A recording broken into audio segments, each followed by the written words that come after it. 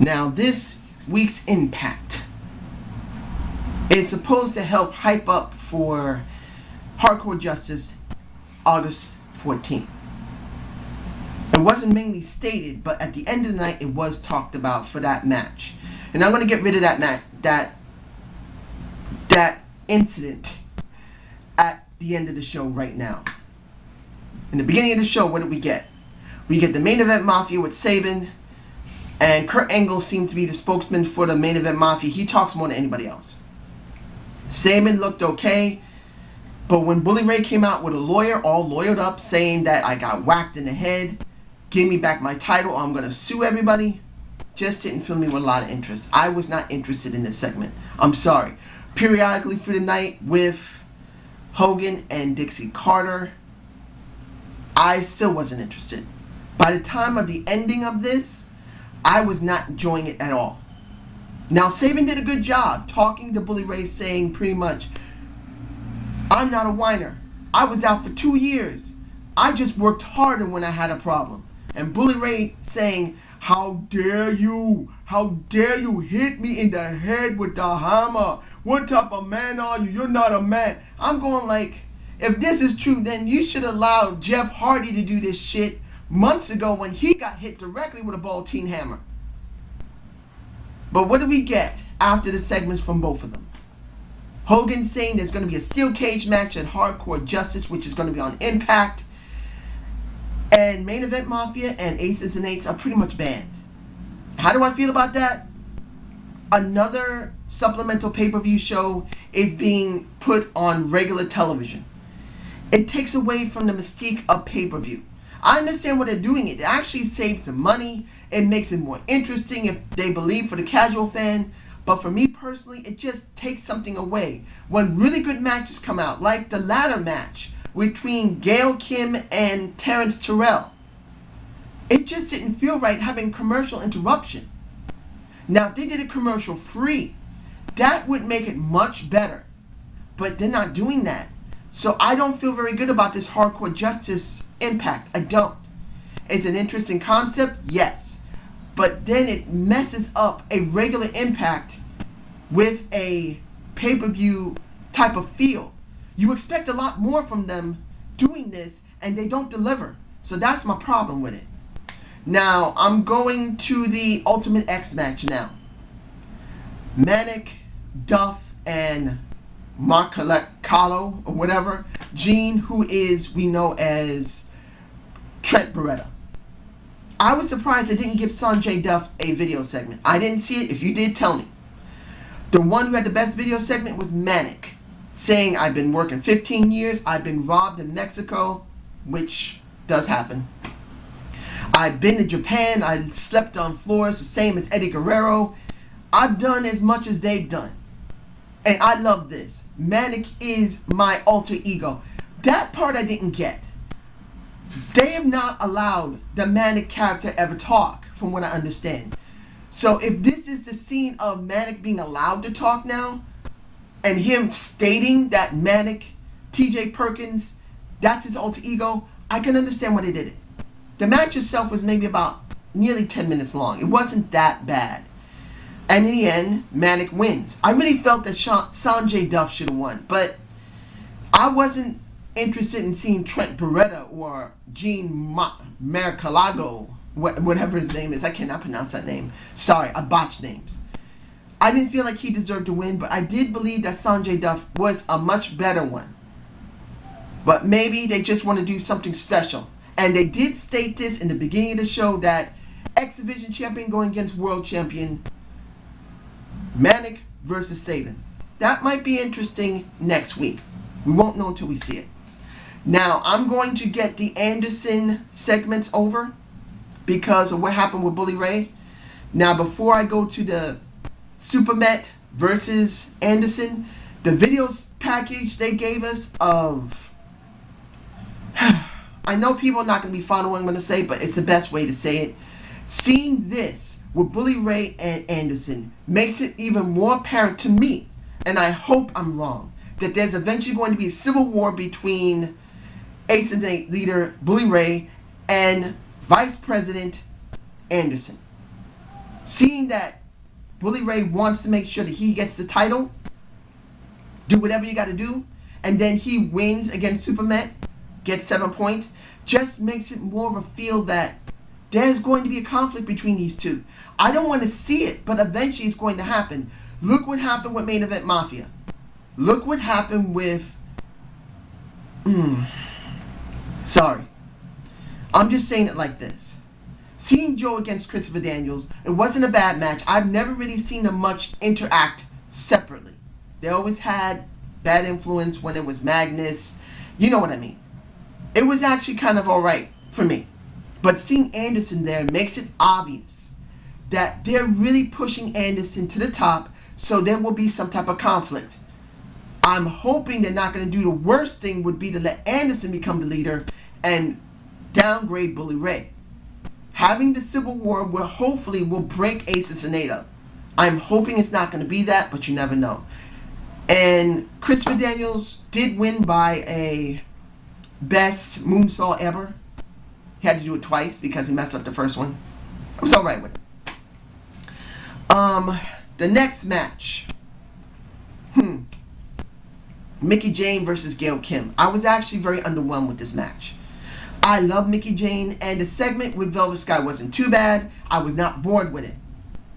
Just basically saying that I got tricked by my friend, and I was foolish. I'm not letting it happen again, and I'm waiting for one of these women to win so I can do something with them. That's essentially what she was saying. I mean, she looks sexy. I do believe that she's wearing too much makeup on her face. The Sleg Daddy always says she looks like a stripper. I can understand by the look. But even that couldn't save this match. I'm not saying it was a bad match. Don't get me wrong. It was a standard match between Gail Kim and Mickie Jane. But the problem for me personally is this. Mickie Jane has done such wonderful heel video packages. Beautiful heel segments in the ring. She looked fucking sexy when she's talking. But she didn't do that well in the match. She looked like a face. I'm sorry, she did. Even with the two-step and blowing the kisses, that wasn't too bad. But she needed a lot more than that. She needed to be more heelish than Gail Kim. And she didn't do it. Now, I know heel on heel, you're not going to have a better heel all the time. But Mickie Jane's your Knockouts champion. She needed to be more heelish. She needed to crank it up a little bit to get more heel heat. At a couple of points during the match, there were a couple of people that were cheering for her. Then they started cheering for ODB. ODB, for goodness sake. Who's not even wrestling, but will probably wrestle now after what happened at the end of the match. But she needs more. She needs more in the ring. She can talk great, but if she doesn't do more in the ring, we have a loss here. So, what do we get now? We get, at the end, a Gail Kim having conflict with ODB, and ODB basically does a 1, 2, 3 on Kim, and Mickie retains. Now what happens? We get a beautiful Brooke Hogan come out, who sounded actually pretty serious, better than what she's been showing before, and pretty much says, you pissed me off. That is a wrestler that's in the ring with you. You're going to have to deal with her because you're messing with another ref. I hope you enjoy it. And that's what we get. I don't know why they're kind of going away from this with Terrence Terrell. Do they really believe she's not that ready for this? Because it would have been better to have Terrence Terrell out there than a Velvet Sky. And I understand the reason why ODB has been brought back into the roster, because they got rid of Tara. And if you want to know my feelings on Tara, look at my mixed bag of wrestling with Tara and Morgan.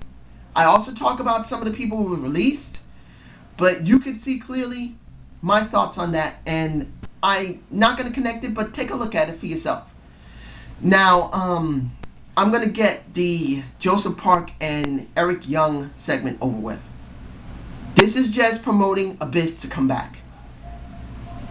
I'm sure Eric Young is going to find something on the pad, and seeing how a Joseph Park said, how can two people, good Lord, get into position like that? Simple, they're horny. It was funny, that part. And this goes with the Abyss character coming back. I'm not totally fond of seeing this, but this has to be done. Finally, the AJ versus Jeff Hardy, which was in the match of the night. It was very good. I've never seen these two interact, and for me personally, it felt like WWE against TNA. I'm sorry. I know people are going to say, don't think like that. Jeff is a TNA guy now. Yes, but he used to be a WWE guy for a very long time. And you can see the stark feel, the differences, the feel, the texture of it. The crowd was, this is awesome, was great. But it really felt like there was a crossover, like what happened with ECW and WWE when they had that pay-per-view, and they allowed Taz to win the ECW championship. If I'm remembering correctly, I believe he did. I'm sorry if I'm wrong, I'm sorry. But it felt kind of a crossover for me personally, because even though Jeff hasn't been in WWE for a while, it still kind of felt like that. You got a WWE original and a AJ Styles, and a TNA original, forgive me, I'm sorry. I have some stuff on my mind. The TNA original and the AJ Styles, and the WWE in a Jeff Hardy. It just kind of had that feel for me personally, kind of a nostalgic feel, and it was a good match. AJ wins, Jeff sticks his hand out, and AJ basically walks away. I would have felt better if AJ smacked his hand away, but walking away was better for his character. That was just my preference personally. Jeff didn't have to fight him if AJ just went like that, flicked it away. Like, fuck you, I don't need this. That was just my preference personally. But seeing this was actually very good, because you still don't know who's going to win Bound for Glory. Jeff may have lost this, but he could win the next couple of matches. And it wasn't that bad. Let me make sure I didn't forget anything. No, I didn't. So this show, I'm giving it a C+. I enjoyed the AJ match with Jeff, but it just wasn't enough for me personally. And what happened with the Bully Ray, having that lawyer there to lawyer up to get his belt back, just felt like a bite off of WWE, and it just didn't feel right to me personally. Because if he could do it, Jeff could have done it. So I'm giving this a C+. So I hope you enjoyed the Zane's View, and subscribe and comment to my channel. Like I said, I made a mixed bag of wrestling on Tara and Matt Morgan. Take a look at it and see my thoughts on it, because there's still some positives that could happen by Tara coming away. Maybe she'll come back, just like I was saying in the video. You check it out, and let's just hope for the best for TNA doing something different. And I might be doing a mixed bag of wrestling on Shine. If anybody hasn't heard of Shine, it is a women's wrestling promotion that currently has a Angelina Love and an Awesome Kong. Yes, ladies and gentlemen, Awesome Kong has gone back to wrestling. She is currently in Shine. I'm going to be seeing if I can get a couple of pay-per-view videos to take a look at and see if I'd like to at least give an idea of what my feelings are about the roster. I'm not going to do reviews on it, just to see what the promotion's like, because I did like Angelina Love, and I miss Awesome Kong. We really didn't need her in WWE, and it would be great if she went back to TNA. They do need her there too. But that's my feel about it, and I'll give you my my thoughts on it. Have a good day.